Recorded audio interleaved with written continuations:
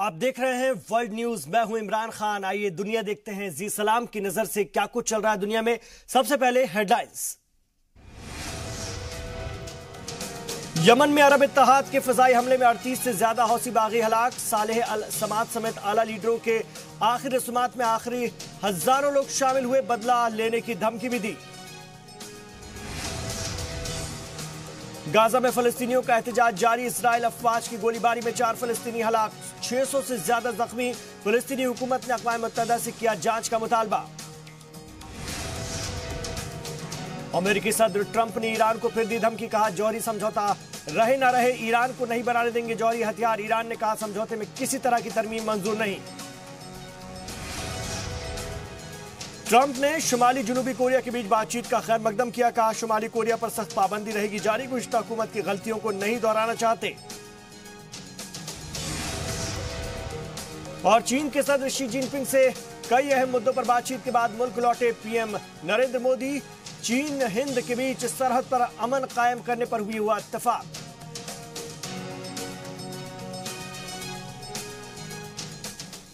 आप देख रहे हैं वर्ल्ड न्यूज। अमेरिकी सदर ने कहा कि वो ईरान को किसी भी कीमत पर जौहरी हथियार बनाने नहीं देंगे। वहीं अमेरिका दौरे पर गए जर्मन चांसलर ने कहा कि ईरान के साथ मौजूद जौहरी समझौता मुकम्मल नहीं है, लेकिन बातचीत से मसला सुलझाया जा सकता है।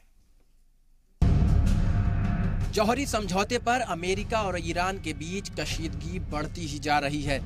अमेरिकी सदर डोनाल्ड ट्रंप ने कहा कि वो ईरान को किसी भी कीमत पर जौहरी हथियार बनाने नहीं देंगे।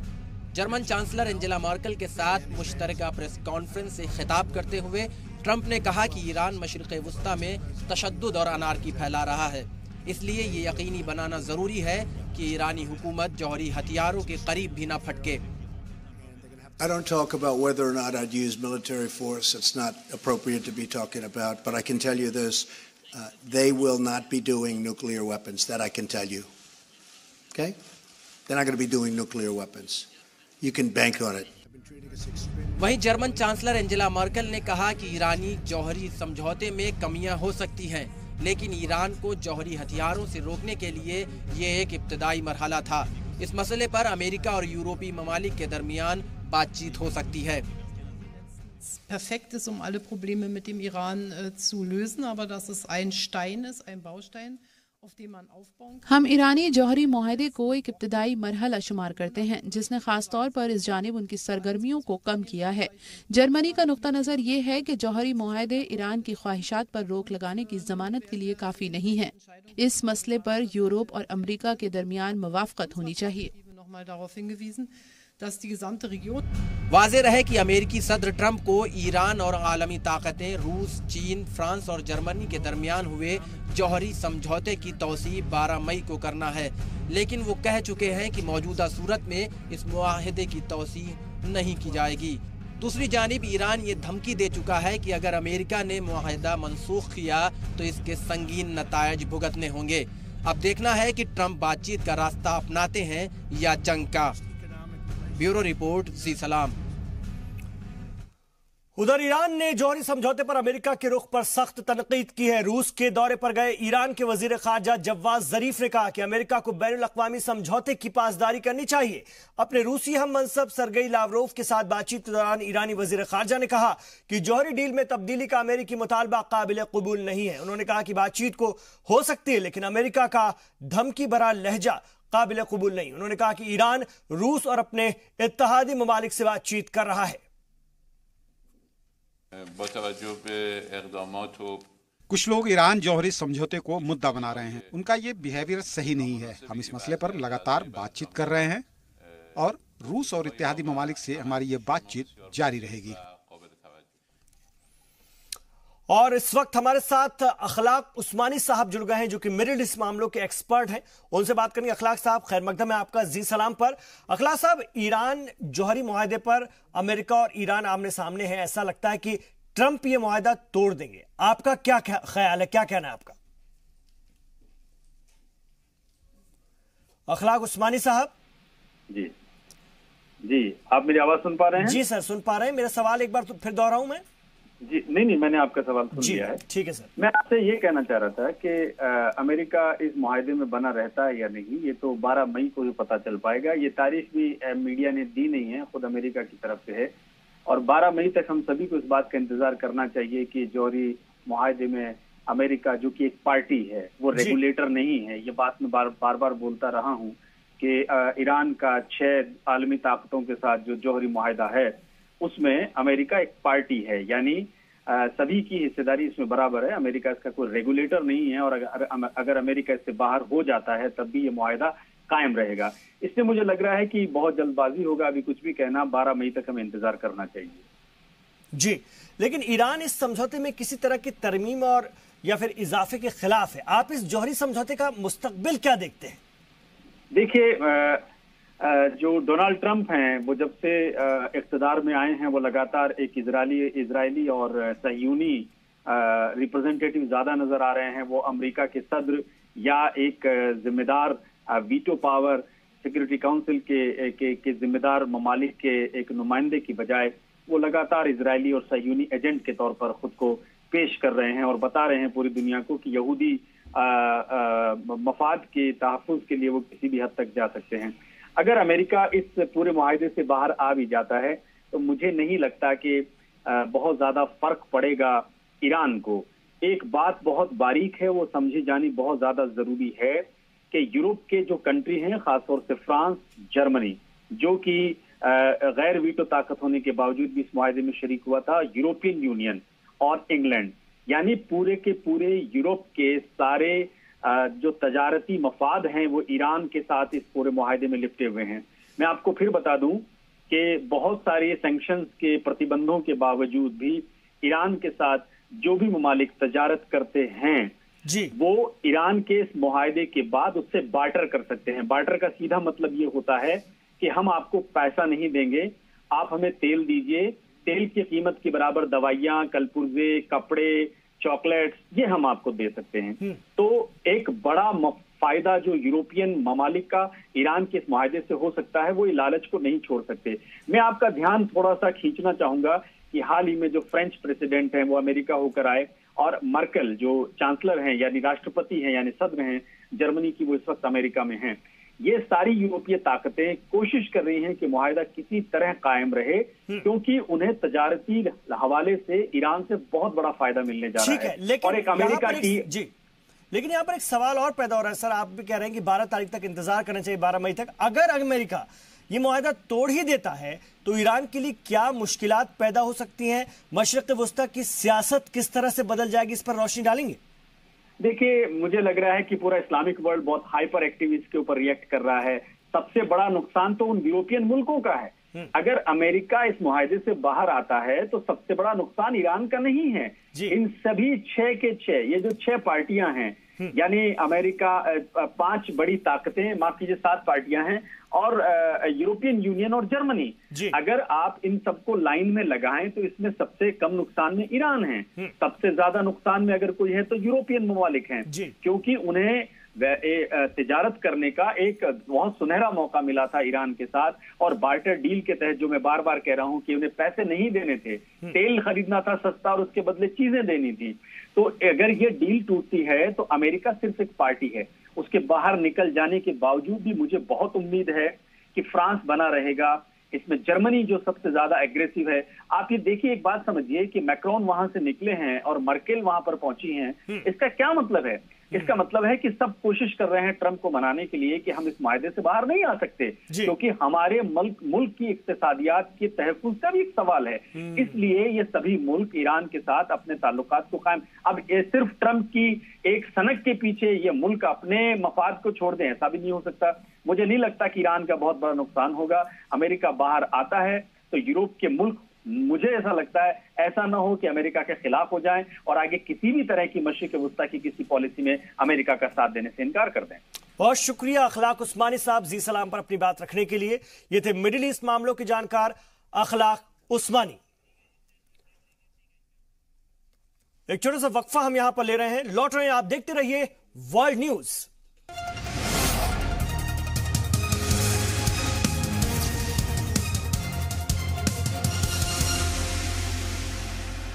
आप देख रहे हैं वर्ल्ड न्यूज। ब्रेक के बाद आपका खैर मकदम है। यमन के दारुल हुकूमत सना में अरब इत्तेहादी अफवाज के फिजाई हमले में हौसी मिलिशिया के 38 से ज्यादा सिक्योरिटी निगरान हलाक हो गए।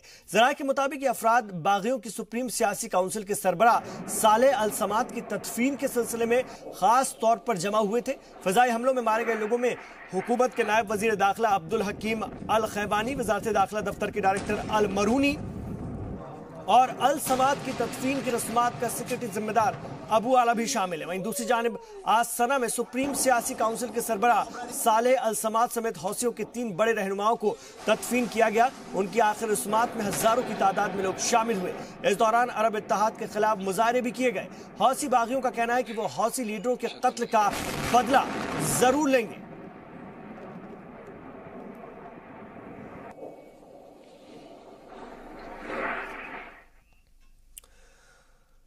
अफगानिस्तान के हेलमंद सूबे में एक फौजी अड्डे के करीब हुए खुदकुश हमले में 6 लोगों की जान चली गई, जबकि 10 लोग जख्मी हुए हैं। जराये के मुताबिक एक दहशतगर्द तंजीम ने धमाकों से भरी कार को एक फौजी चेकपोस्ट से टकरा दिया, जिसमें कि हमलावर समेत 6 लोगों की मौत हो गई।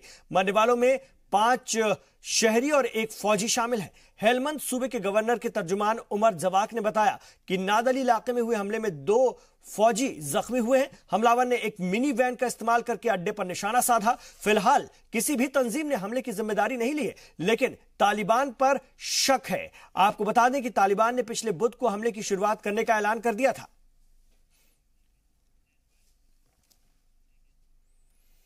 और गाजा पट्टी के मशरकी सरहद पर एहतजाज करने वाले फलस्तीनियों पर इस्राएली फौज ने फायरिंग की, जिसके नतीजे में कम से कम 4 फलस्तीनी शहीद और सैकड़ों जख्मी हो गए। फलस्तीनी वजारत सेहत के तर्जुमान ने बताया कि मशरकी गाजा में फलस्तीनियों ने हक वापसी के लिए रैलियां निकाली और इस मौके पर इजरायली फौज ने मुजाहिरीन पर सीधी गोलियां भी चलाई।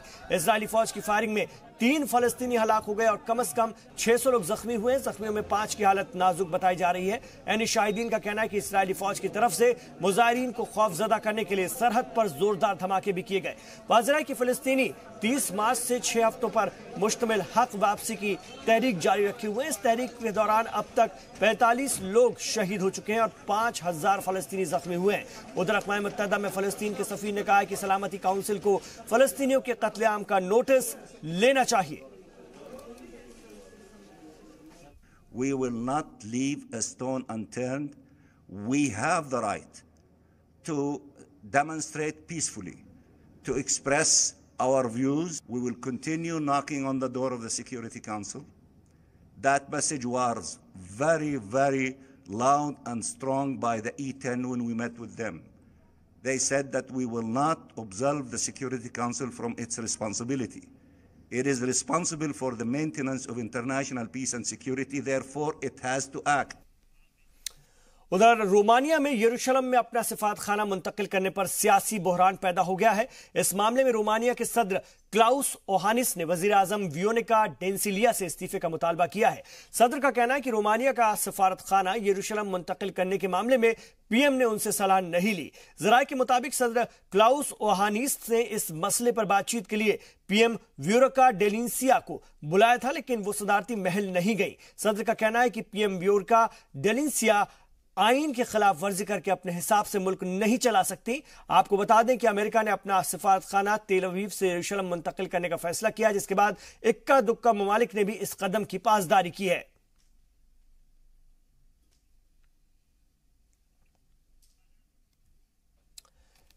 तो आपको बता दें कि रोमानिया में यरूशलेम में अपना सिफारत खाना मुंतकिल करने पर सियासी बहरान पैदा हो गया है। मामले में रोमानिया के सदर क्लाउस ओहानिस ने वजीर आजम वियोनिका डेंसिलिया से इस्तीफे का मुतालबा कर दिया है। सदर का कहना है कि रोमानिया का सिफारत खाना यरूशलेम मुंतकिल करने के मामले में पीएम ने उनसे सलाह नहीं ली। जराये के मुताबिक सदर क्लाउस ओहानिस ने इस मसले पर बातचीत के लिए पीएम वियोनिका डेंसिलिया को बुलाया था, लेकिन वो सदारती महल नहीं गई।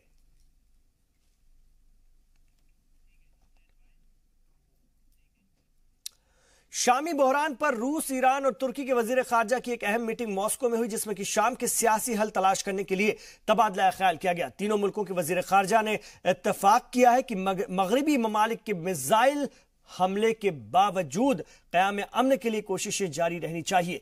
रूस के वजीर खारजा सरगेई लावरोव ने कहा कि कुछ Shami opposition leader Geneva talk को सबोताज करने की कोशिश कर रहे हैं, लेकिन बातचीत जारी रहनी चाहिए। वहीं तुर्की के वजीर खारजा मौतूल काजगुल ने कहा कि शामी मसले का हल अक़वाम मुत्तहिदा सलामती काउंसिल के तहत ही होना चाहिए ताकि इसकी अहमियत और मानवियत बरकरार रहे। उधर ईरानी वजीर खारजा जवाद जरीफ ने कहा है कि शामी मसले का हल जंग के जरिए नहीं निकाला जा सकता।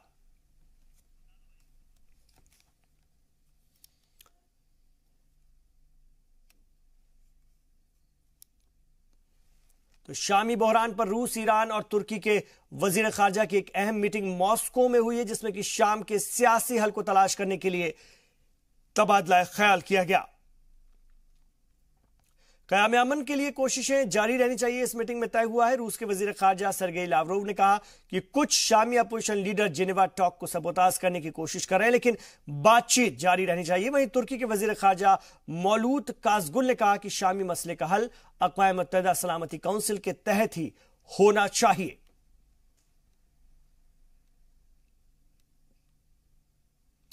इधर ईरान ने कहा है कि शामी मसले का हल जंग के जरिए नहीं निकाला जा सकता, बातचीत, डायलॉग्स होते रहने चाहिए।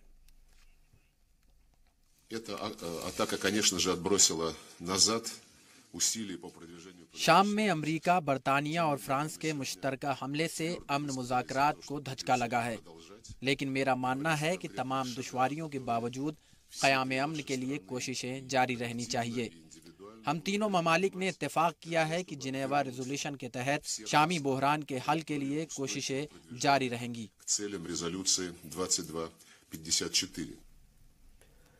शुमाल मशरकी एशियाई ममालिक यानी कि आसियान के वजीर खारजा का इजलास सिंगापुर में मुनक्किद हुआ। 10 ममालिक की इस कॉन्फ्रेंस में तिजारत, मईशत, शुमाली कोरिया और रोहिंग्या मुसलमानों का इशू जेर बहस आया। मीटिंग के अख्ताम पर सिंगापुर के पीएम ली हेसिन लोंग ने कहा कि अमेरिका और चीन के बीच जिस तरह की तिजारती जंग शुरू हुई है वो आसियान ममालिक के लिए तशवीश का बास है। उन्होंने कहा कि ग्लोबलाइजेशन के इस दौर में अगर हम बात करते तिजारती तहफ़्फ़ुज़ात की तो वो नहीं होनी चाहिए। रोहिंग्या बहरान पर ली हासिन ने कहा कि इस सिमत में कोई खातिर ख्वाह पेशरफ्त नहीं हुई। उन्होंने कहा कि म्यांमार हुकूमत को अक़वाम मुत्तहिदा की तजवीज़ पर गौर करना चाहिए और रोहिंग्या की वतन वापसी के लिए ठोस कदम उठाने चाहिए।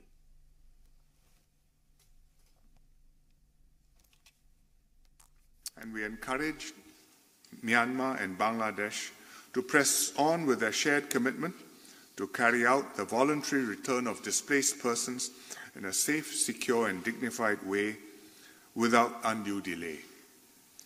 ASEAN stands ready to support efforts by all parties to work towards a long-term viable solution so that the affected communities can rebuild their lives. यार कोई एक छोटे से वक्फे के लिए लौट रहे हैं, आप देखते रहिए वर्ल्ड न्यूज।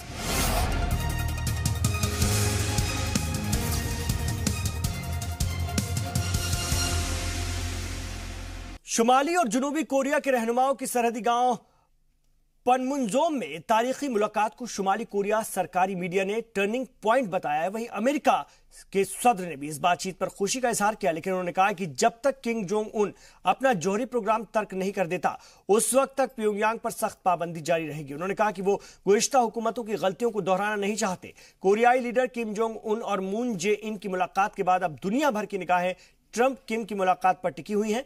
जराये के मुताबिक इन दोनों लीडरों की मुलाकात मई के आखिरी या फिर जून के पहले हफ्ते में हो सकती है।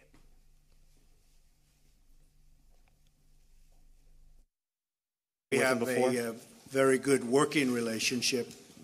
We're setting up a meeting. Things have changed very radically from a few months ago. You know, the name calling and a lot of other things. We get a kick every once in a while out of the fact that I'll be watching people that failed so badly over the last 25 years explaining to me how to make a deal with North Korea. I get a big, big kick out of that. But we are doing very well. I think that something very dramatic could happen. They're treating us with great respect. उधर Australia के वजीर आजम मैकलाम Turnbull ने शुमाली और जनूबी Korea की इस बातचीत के लिए अमेरिका और चीन का शुक्रिया अदा किया। उन्होंने कहा कि शदीद दबाव की वजह से मुज़ाकरात अमल में आ पाया है। मेलकॉम टर्नबुल ने कहा कि शुमाली कोरिया पर पाबंदी की निगरानी के लिए जंगी जहाज वो तैनात करेंगे। Now, you've asked about an Australian aircraft. Yes, we do have a P-8A surveillance aircraft that is going to be working in the region to monitor compliance with sanctions, and that is part of our collaboration with our partners in that exercise to enforce those UN sanctions. It's very important that that be done. और चीन के 2 रोजा दौरे के बाद PM Modi आज हिंदुस्तान वापस आ गए हैं। वजीर आजम मोदी के चीन दौरे को काफी कामयाब माना जा रहा है। पीएम अपने दौरे को दुनिया के लिए अहम करार दे रहे हैं। सरहद पर जारी कशीदगी के बीच पीएम मोदी ने चीन का दौरा किया है। पड़ोसी मुल्क पहुंचकर पीएम मोदी ने वहां के सदर शी जिनपिंग के साथ कई इश्यूज पर बात की, जिसमें सरहदी तनाजा, दहशतगर्दी जैसे अहम मसले शामिल रहे।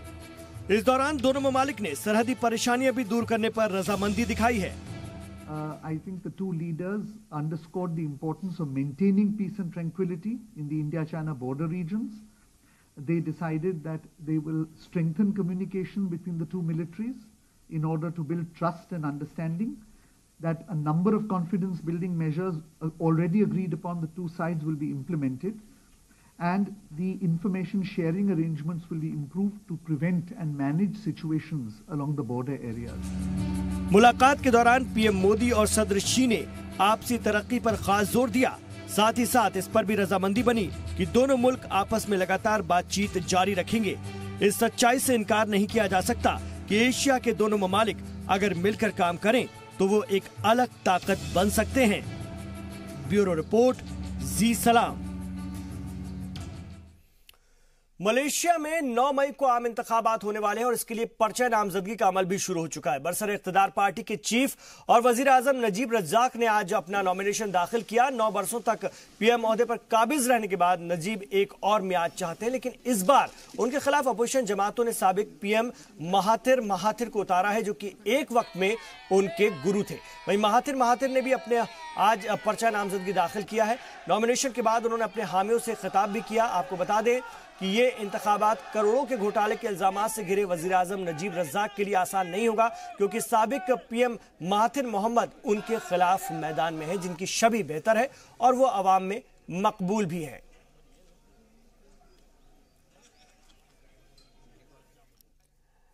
तो मलेशिया में 9 मई को आम इंतखाबात होने वाले हैं और इसके लिए पर्चा नामजदगी का अमल भी चल रहा है। बरसर इख्तिदार पार्टी के चीफ और वजीर आजम नजीब रज्जाक ने आज अपना नॉमिनेशन दाखिल किया और 9 बरसों तक पीएम ओहदे पर काबिज रहने के बाद नजीब एक और मियाद चाहते हैं।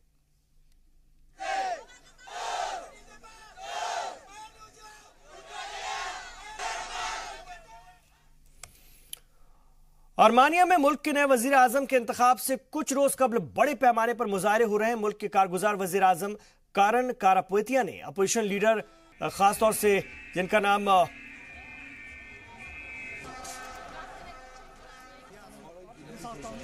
अपोजिशन लीडर निकोल पाश्चिनजान के साथ मुलाकात करने से इनकार कर दिया। इसके बाद अपोजिशन ने नए सिरे से एहतजाज की धमकी दी। अगर मंगल के रोज आर्मीनिया की पार्लियामेंट में मुल्क के नए सरबराह के इंतखाबात में नाकामी होती है तो पाश्चिनजान अपने हामियों को मुतहरिक कर सकते हैं। वाज़ेह है कि अपोजिशन जमात मुल्क में इंतखाबात चाहती है, लेकिन हुक्मरान जमात इसके लिए तैयार नहीं है। आपको बता दें कि हुकूमत मुखालफिन 13 अप्रैल से मुल्क में बदनवानी और गुर्बत के खिलाफ मुजाहरे कर रहे हैं।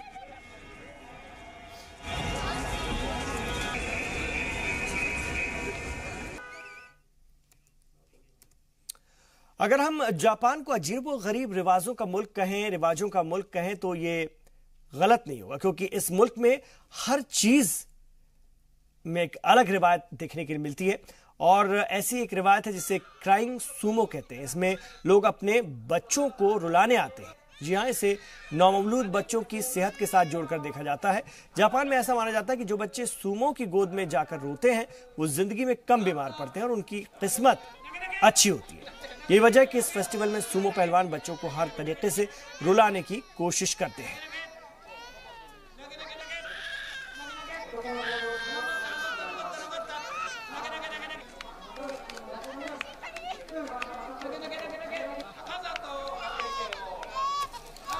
तो जापान की एक अनोखी रवायत जिसमें कि सूमो पहलवान बच्चों को रुलाने की कोशिश करते हैं और ये माना जाता है कि सूमो पहलवान के पास आकर जो बच्चे रोते हैं वो जिंदगी में कम बीमार पड़ते हैं। तो जापान में कई तरह की इस तरह की रिवायतें चलती हैं, इसमें से एक रिवायत ये भी है।